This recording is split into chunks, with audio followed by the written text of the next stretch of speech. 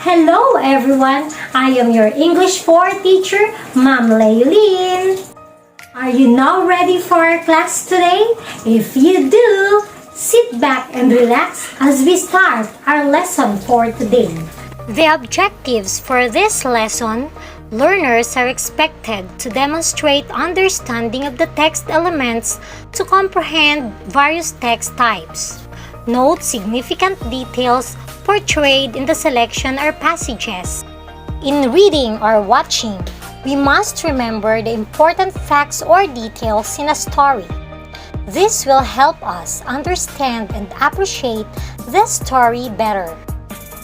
One way of noting details is by identifying elements that the story should have. What is noting details?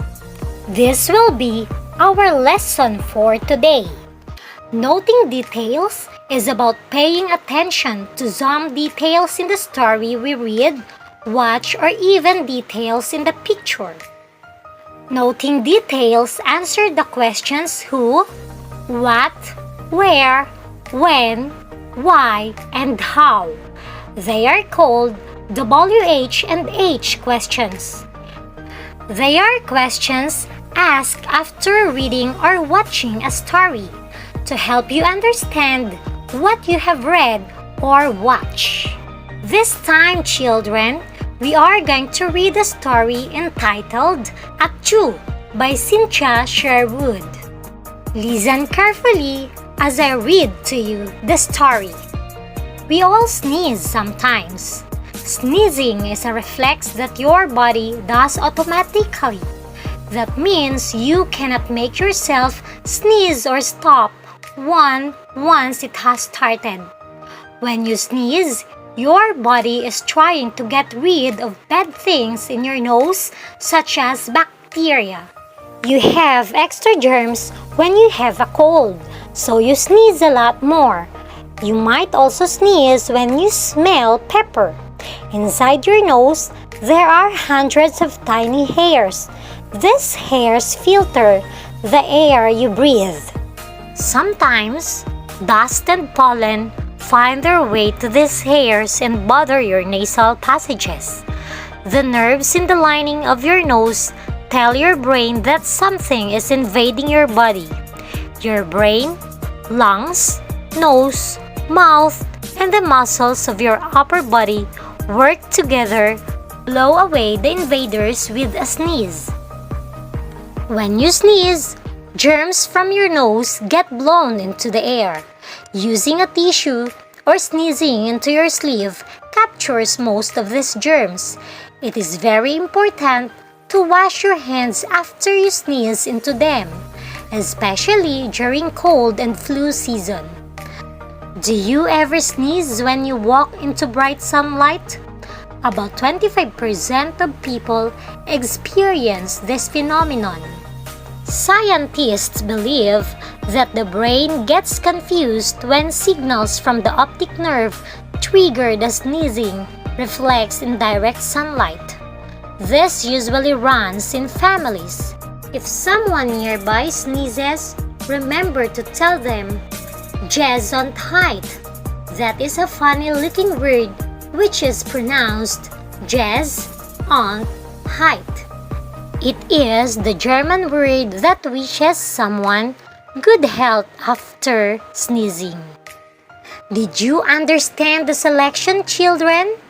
Now, let us note details by answering the questions. Which parts of your body work together when you sneeze? Next question. What does the German word Gesundheit mean? A. I wish you good health. B. I wish you God's blessings. C.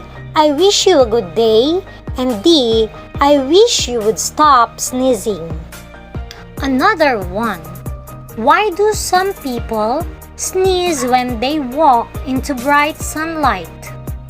How was it, children? Were you able to answer the questions? Very good! Have you seen an owl, children? Read the selection and find out details about this wonderful creature. Then choose the letters of the correct answers. I am an owl. Have you heard an owl hoot before? I have a big face and large eyes. I have strong legs and sharp claws called talons. I have big wings and soft feathers. I sleep during the day and hunt for food at night. I like to catch rats. I can see and hear things that are very far away. I have very special feathers that allow me to fly without making a sound. Did you know that a baby owl is called an owlet? My home is in a nest in a tree.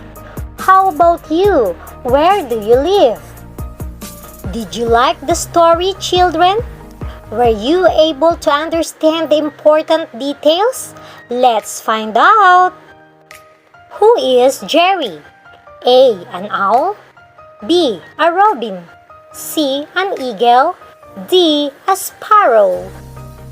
What are his claws called? A. Toes. B. Nails. C. Talons. D. Fingers. What does Jerry like to catch? A. Hams and sandwiches. B.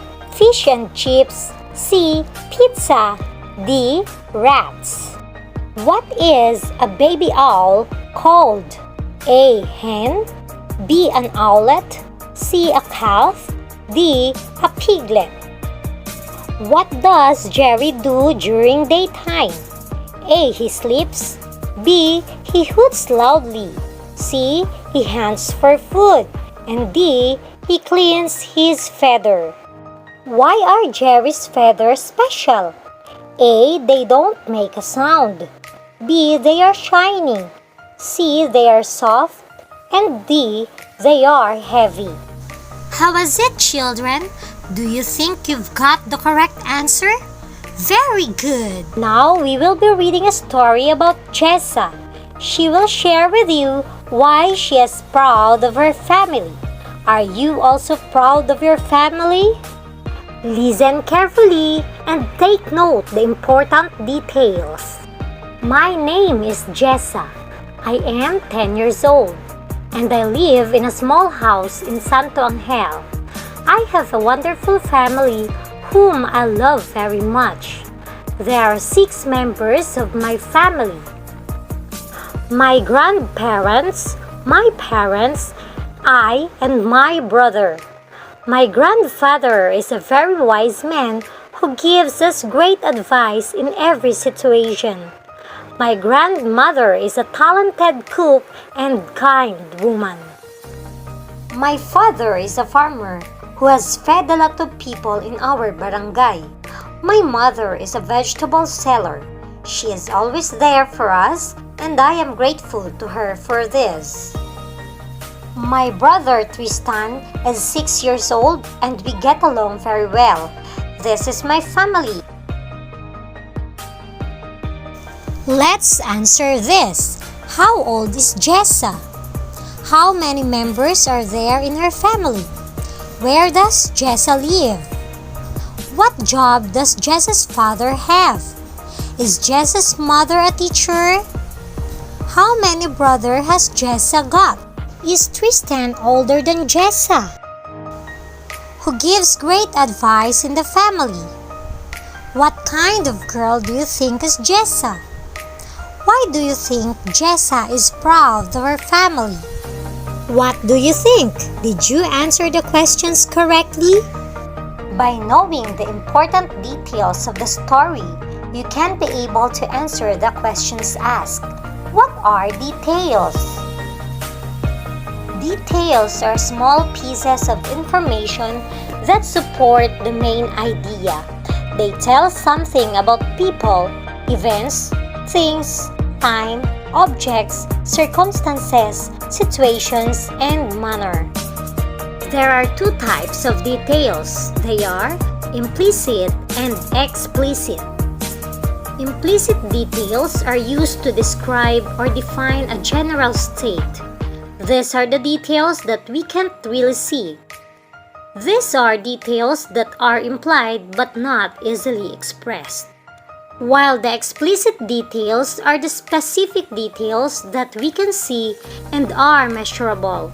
These details are stated clearly. Noting details is a reading comprehension skill that involves speaking out from a piece of text information to achieve a given purpose. These details are the ones that good readers notice and authors use to emphasize the events, characters, and other details in text. There are two basic types of text: informational or factual text and literary text. Informational or factual text informs, instructs, or persuades reader by giving facts and information. Its purpose is to describe a place or thing using facts. It retells events which may have already happened in time order. It classifies, describes, and gives factual information about people, animals, things, or phenomena. It also gives instructions on how to make or do something. While literary text entertains or elicits an emotional response by using language to create mental images. Literary text purpose are to describe people's characters, places, events, and things in an imaginative way. It retells events from novels, plays, films, and personal experiences to entertain others. Do you understand our lesson, children? Can you now note the important details in a text? Very good! Now, this time, we are going to read a selection and note the details by answering the questions.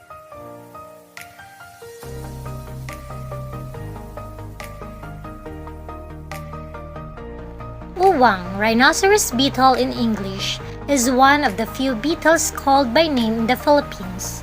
Other beetles are referred to as salagubang, the generic Tagalog word for beetle.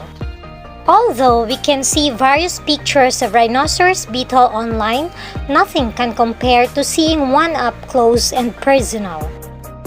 They have sharp claws, and those claws can only hurt you if you get pinched by them. Other than that, they are practically harmless. They also have horns, and there is a difference in length depending on whether it's a male or a female. For what I understand, it's the strongest insect in the world. I'm not willing to test the assertion. Now, let us answer the following questions. What are the names of the two types of beetles which are found in the Philippines? What variety of beetles do those two types come from? Next, how did the author describe the claws of uwang and salagubang?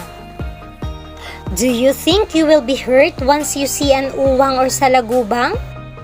Lastly, what do you think is the purpose of the selection?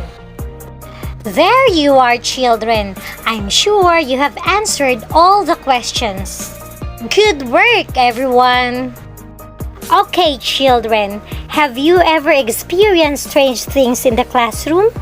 What do you usually imagine? Find out as you read the story. Then, you are going to answer the questions that follow. The title of the selection is Walking on the Moon. You may start reading.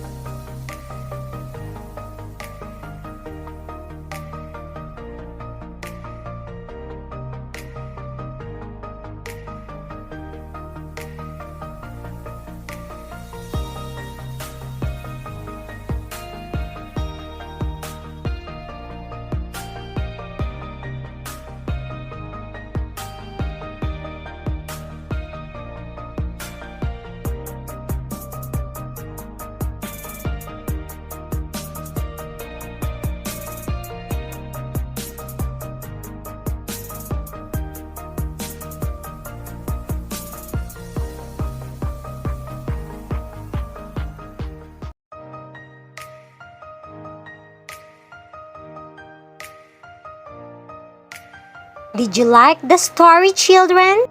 Were you able to understand each details in the story? You can answer the following questions. Good luck!